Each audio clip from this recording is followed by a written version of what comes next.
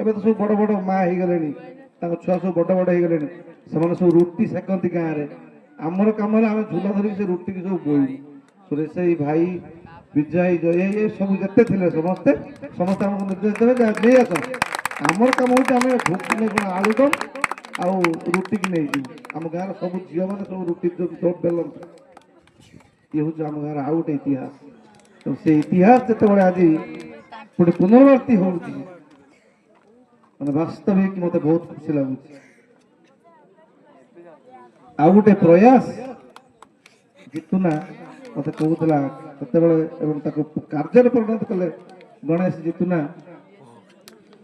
କି ଆମ ଲିପୁନା ହଉ, ଲିପୁ ହଉ କି ଲିପୁଆଦା ହଉ କି ରାଜା ହଉ, ଏ ସମସ୍ତଙ୍କର ଯୋଉ ପ୍ରୟାସ ଥିଲା, ମୁଁ ସବୁବେଳେ ଗୋଟିଏ କଥା କହେ, ଶାହାପୁର ୟୁନିକ୍, ଶାହାପୁରର ସୃଷ୍ଟିର ଅଲଗା କଥା କିଛି ଗୋଟେ ଶାହାପୁର ଚିନ୍ତା କରେ।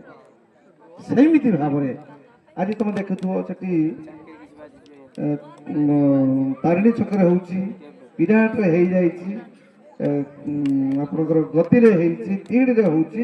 ସେଠି କ'ଣ ହଉଛି, କମ୍ପିଟିସନ ମାଇଣ୍ଡେଡ ହେଇକିରି ସେଠି ଗୋଟେ ଖେଳ ହଉଛି। କ'ଣ ନା ସେ ପିଲା ଆସିଲେ, ସେ ଡି ରାଜା ଆସିଲା ସେଠୁ କେଉଁଝରରୁ, ସେ ଆସିଲା ଟିମ୍ କିଏ ଶାହାପୁର, କିନ୍ତୁ ଶାହାପୁର କେହି ଜଣେ ନଥିବ। ଟିମ୍ କିଏ ବାମନବନ୍ଧା, କିନ୍ତୁ ବାମନବନ୍ଧାର କେହି ଜଣେ ନଥିବ। କିନ୍ତୁ ଏଠି ହେଇଛି କ'ଣ, ଏ ପିଲାମାନଙ୍କ ଭିତରେ ଏତେ ବଢିଆ ସୁନ୍ଦର ଚିନ୍ତାଧାରାଟେ ବସିଛି। କ'ଣ ଏଠି ନା ଆମ ପଞ୍ଚାୟତରୁ ଆମେ ପିଲାଙ୍କୁ ନେଇ ଭାଇ ଭାଇ ହେଇ ଗୋଟେ ଖେଳ ଏମିତି କରିବା, ଏଠି ସୃଷ୍ଟି ହବ। ଏଠି ସେକେଣ୍ଡ ଦେବାଶିଷ ମହାନ୍ତି ସୃଷ୍ଟି ହବ। ଏଠି ସେକେଣ୍ଡ ଦେବାଶିଷ ମହାନ୍ତି ସୃଷ୍ଟି ହବ, ଯୋଉଟା ଯାଇକି